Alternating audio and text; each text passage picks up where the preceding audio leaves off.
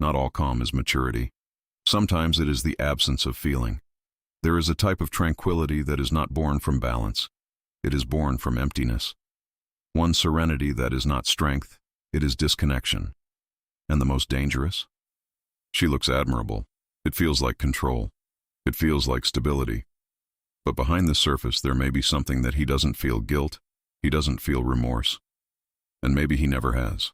Today you will discover the difference between emotional balance and emotional coldness, and why confusing the two can put you in the hands of someone who has never really been involved. If you've ever felt like someone seemed too normal, maybe this video will help you understand why. Why? There is a cultural idea that the calmest person in the room is the most evolved, the most mature, the safest. But think with me, when everyone is emotional, affected, touched, and someone remains absolutely unshakable, is that strength or is it absence? Have you ever met someone who never changes, never shows guilt? It never seems affected by nothing? The first impression is usually positive. What incredible self-control. I wanted to be like that. But there is a brutal difference between regulating emotions and not having them in the same way. Intensity. Here we analyze what few realize. Healthy calm is flexible. She feels, processes, and responds. The dangerous calm watches, calculates, and maintains distance. One of them is empathy under control. The other may be indifference disguised as maturity. And there is a disturbing detail. Emotionally cold people learn early on that showing stability breeds confidence, generates admiration, generates power. Do you realize the risk? While someone is expressing pain, the overly calm person may just be evaluating how that emotion can be used. While you explain yourself, expose yourself, justify yourself, he observes. No rush, no guilt, no internal pressures. Now think. In moments of crisis, who shows fear, sadness, or regret reveals humanity. But whoever remains absolutely neutral in the face of suffering alien, what does this reveal? Our community learns to identify invisible patterns. There is an almost imperceptible line between serenity and structural coldness. And she's not in tone of voice. It's in the presence, or absence, of genuine emotional connection. Have you ever ignored a sign like that because it seemed exaggerated to distrust someone so balanced? Maybe you're confusing silence with depth. Maybe you're confusing stability with security. And here's the part that almost no one talks about. Some of the most manipulative individuals don't raise their voice. They don't explode. They don't lose control. They remain calm. Because emotional control, when used without empathy, becomes a tool of domain. But how to identify the difference? How do you know if that tranquility is maturity or absence? In the next block, we will dive into the invisible behaviors that reveal when the calm begins to stop being balance and becomes a silent sign of something very more disturbing. Are you ready to see what has always been there, but you chose not to see? There is a type of person who never reacts the way you expect. When someone shouts, she speaks softly. When someone cries, she watches. When someone accuses, she tilts her head slightly and maintains the same stable, almost didactic tone. At first glance, this looks like emotional maturity, but look more closely. She doesn't just control emotion. She doesn't get into it. Have you ever argued with someone who remained absurdly calm while you were visibly shaken? As your heart raced, as your hands sweated, as your voice trembled. The other person seemed comfortable, almost relaxed. This is the first invisible behavior. Calm is not effort, it's standard. Emotionally balanced people feel the impact. They just choose how respond. Structural coldness doesn't need to choose, because the impact is minimal. Research in behavioral psychology shows that individuals with high personality traits, emotional insensitivity, present less physiological reactivity to stimuli. Negatives: less heart rate, less emotional activation. What for you is conflict? For them, it may just be information. Does this remind you of someone specific? There is also the look, a look that doesn't follow the emotion of the scene. You share something painful and receives too neutral an expression. It's not contempt. It's not aggressiveness. It is the absence of emotional mirroring. Being human means mirroring. When someone suffers, we adjust our face, our posture, our tone. It's automatic. But some people don't do that. They maintain the same facial stability in almost all situations. Have you ever told something difficult and felt like you were talking to yourself? Here we investigate what almost no one wants to see. Another invisible sign is in the speech. Phrases like, "You're exaggerating," "That's not no big deal," "I don't see a problem with that," always calmly, always with rationality. See always with that appearance of impeccable logic. But there is a detail. Emotional balance validates before rationalizing. Frieza rationalizes before validating. Do you notice the difference? When someone minimizes their pain with constant calm, it doesn't feel like an attack. It seems lucidity, and that's exactly why it goes unnoticed. How many times have you left a conversation feeling dramatic, even though you know that, was he injured? Our community learns to recognize these microdynamics. There is also the absence of visible guilt. Mistakes happen. Empathetic people demonstrate discomfort when they hurt someone.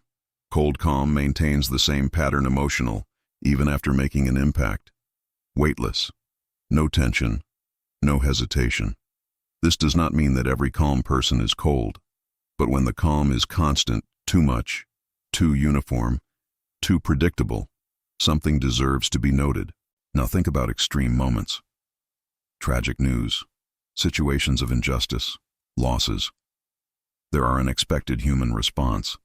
It's not hysteria, it's sensitivity. When that sensitivity never appears, what is happening inside that person? In the next block, we will move away from perception and into biology, because the difference between balance and coolness can literally be inside the brain. And when you understand this, you may never look at the awesome calm of same way. Are you prepared to discover what neuroscience reveals about who feels and who just pretends to feel? There is a point where sensation meets biology. Not every emotional difference is a choice. Some are structure. Inside the human brain, there is a region called the amygdala. She is responsible for process fear, threat, emotional pain. When you witness suffering, when someone cries, when something seems unfair, this region lights up. It sends signals. She creates reaction. But in individuals with high traits of emotional callousness, studies of neuroimaging shows something disturbing. The activation of the amygdala is reduced in the face of stimuli that would normally provoke empathy. In other words, they feel less. This does not mean that they do not understand pain intellectually. They understand. They know how to describe. They know how to imitate appropriate responses. But the internal emotional trigger does not happen with the same intensity. Are you starting to notice the difference? Emotional balance is feeling the wave and choosing how to surf. Structural coldness is not having wave. Research in clinical psychology indicates that individuals with high levels of psychopaths show less physiological response to images of human suffering. Less sweating, minor cardiac changes, lower brain activation in areas linked to empathy. While an empathetic person feels discomfort when seeing someone hurt, the cold person can observe neutrally. And here is the decisive contrast. The empathetic person can even control their external reaction. But internally, there is tension. There is processing. There is moral conflict. In emotional coldness, there is often no conflict. Have you ever seen someone react to a serious situation with almost mathematical logic? No indignation, no commotion, analysis only. Our community looks beyond the surface. There is also the prefrontal cortex, responsible for planning and control. In some, people with cold traits, this region works together with low reactivity emotional. Result? Calculated control without emotional weight. This creates a dangerous profile. Someone capable of making tough decisions without significant guilt. Now a revelation that changes everything. Emotional maturity increases empathy. Structural coldness can reduce empathy while keeps social intelligence intact. In other words, the person can know exactly what you are feeling, but that doesn't. It means she cares. Do you notice the brutal difference? You may be in front of someone who understands your emotions better than you do, and yet he feels nothing for them. Has this ever happened to you? Have you ever felt like you were being read, analyzed, but not welcomed? Here we investigate what almost no one wants to face. There is a common misconception, believing that the absence of an emotional outburst is a sign of automatic psychological evolution. Science shows that not always. Some people are calm because they have developed healthy regulation. Others are calm because the internal emotional intensity is simply lower, and that completely changes the game. If someone does not experience guilt to the same depth, what prevents this person to cross boundaries when convenient? That's the uncomfortable question. In the next block, we will move away from theory and into real experience. Because maybe, while you were listening to all this, a face appeared in your mind. And when we start to reconstruct these everyday situations, you will realize that the signs were there all along. Are you ready to confront your own memories? You've probably already experienced this. At first, that person seemed safe, stable, strong. While you were emotional, she remained centered. While you explained yourself, she listened without interrupting. You, I thought, finally, someone mature. But then the little episode started. You were reporting something that hurt you. She responded logically. You said you were sad. I asked what the use of that emotion was.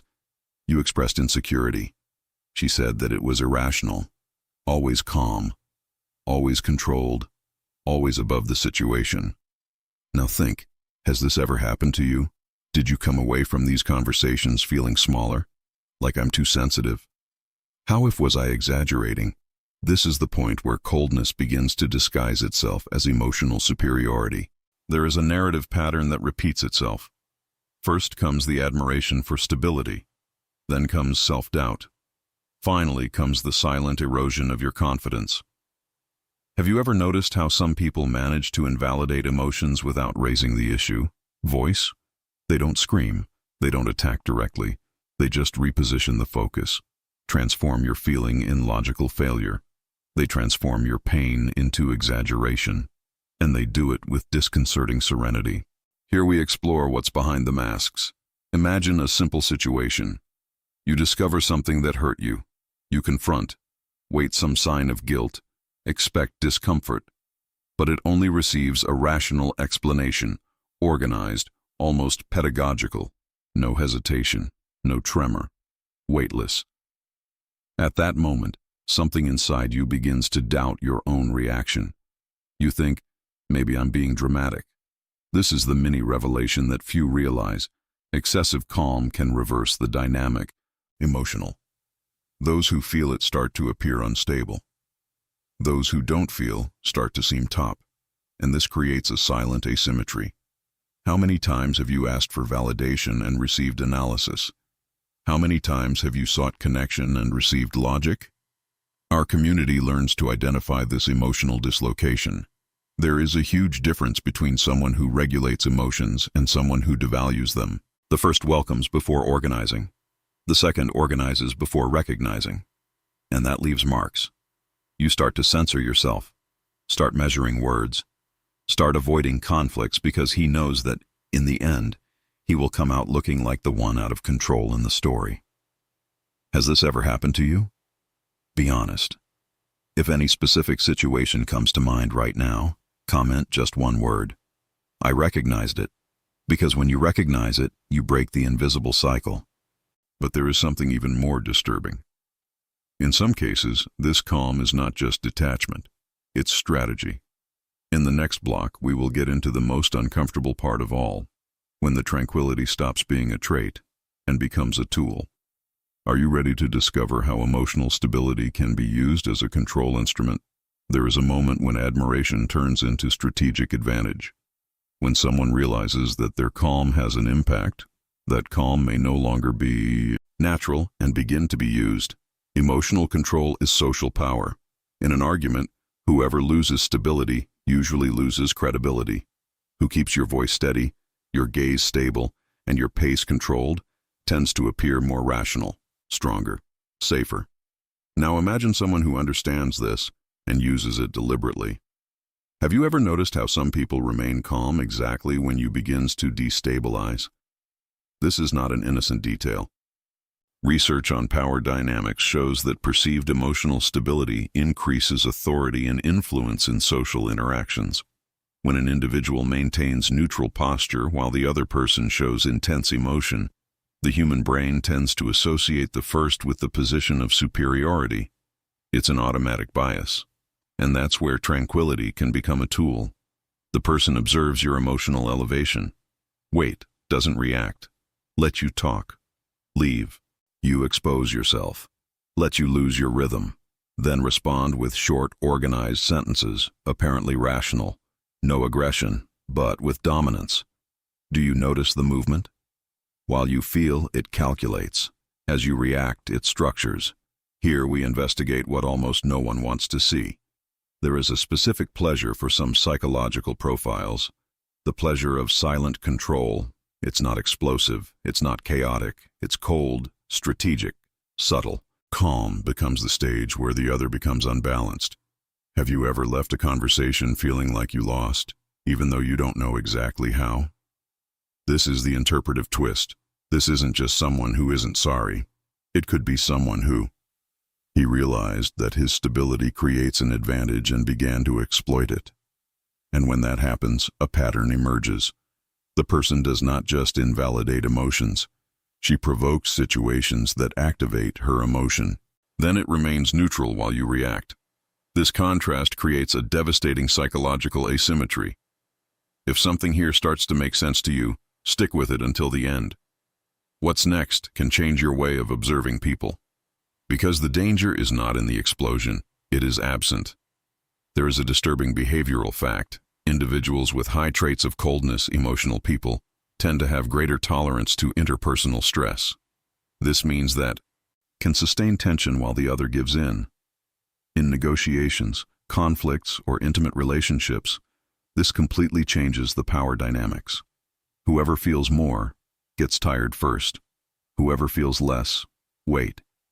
Now the uncomfortable question, have you ever been in a relationship where it seemed like it was always most affected, always the most sensitive, always what needed to improve your own reaction? Maybe the problem wasn't its intensity, maybe it was the absence of the other. Our community learns to recognize when stability becomes a strategy. In the next block, we will talk about the invisible consequences of this. Because when you live with someone who uses calm as an instrument of domination, something inside you starts to change, and you don't always realize when it starts to fade. Do you want to understand how this process happens? Step by step. Damage rarely starts with screams. It starts with subtle adjustments. You start to measure words. He starts avoiding certain topics. Learn that showing emotion generates that calm, logical, almost clinical response, which in the end makes you seem exaggerated. And then something changes inside you. You start to doubt your own perception. That's the real danger. When we live with someone who invalidates emotions with constant serenity, our internal system of reference begins to weaken. Self-esteem doesn't collapse all at once. She is worn out. In silence. Have you ever apologized for something you knew deep down wasn't wrong? Have you ever walked away from a conversation thinking, maybe the problem is me? Gaslighting doesn't need shouting. It can happen with a stable voice. It can happen with organized sentences. It can happen under the mask of rationality. The difference is that there is no emotional loss here. There is too much control. And constant control creates invisible pressure. Our community learns to identify when it begins to shrink to fit someone's peace of mind. There is also the absence of prolonged guilt. In healthy conflicts, both reflect. Both show some discomfort. But when only one side revisits the episode, while the other remains intact, something is out of alignment. Structural coldness does not ruminate. Don't suffer afterwards. Do not revisit morally with the same intensity. This creates a brutal imbalance. One side processes, the other files. Did you realize this too late? Over time, the emotionally involved person begins to internalize the idea of that feeling as weakness. that reacting is immaturity, that being shaken is a defect, and then the most dangerous thing happens. You start to erase yourself to keep the peace. Send this video to someone who needs to understand this, because many people don't realize they are slowly being unconfigured emotionally. Now, a question that requires courage. Do you believe that extremely cold people, are they born this way, or do they learn to become this way? Comment your opinion. I want to read your vision. There is a profound psychological impact on living with someone who never seems affected. You start looking for validation that doesn't come.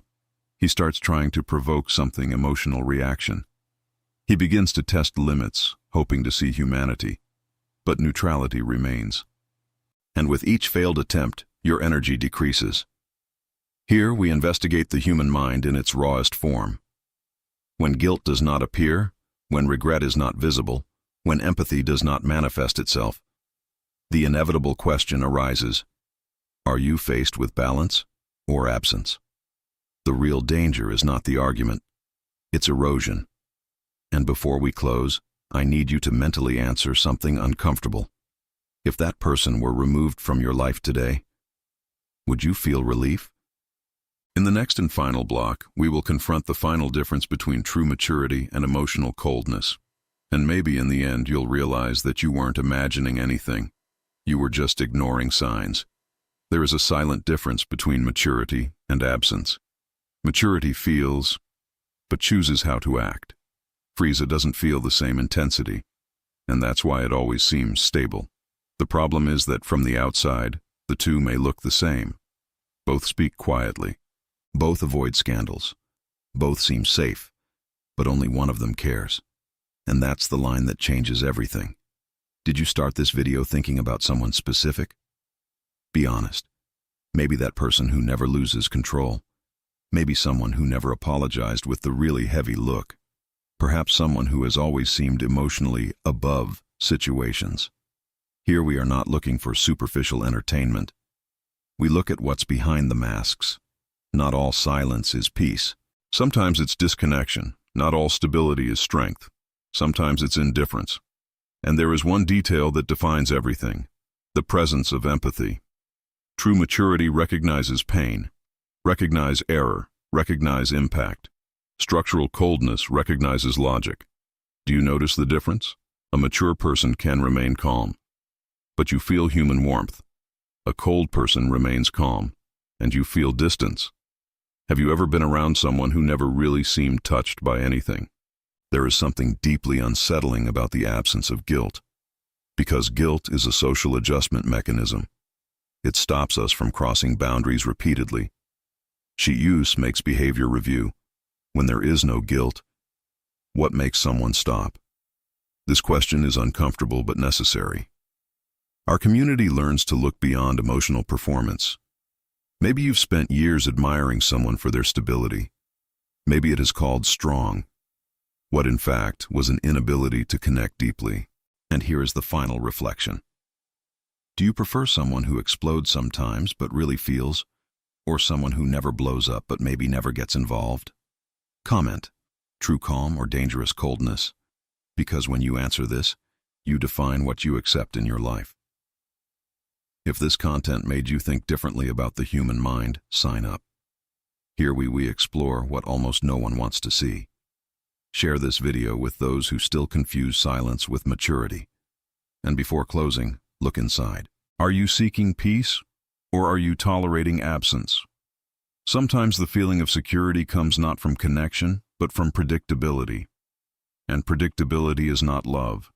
It's not empathy. It's not a bond. It's just standard. If you've made it this far, something has changed. You no longer observe people in the same way. And that's just the beginning.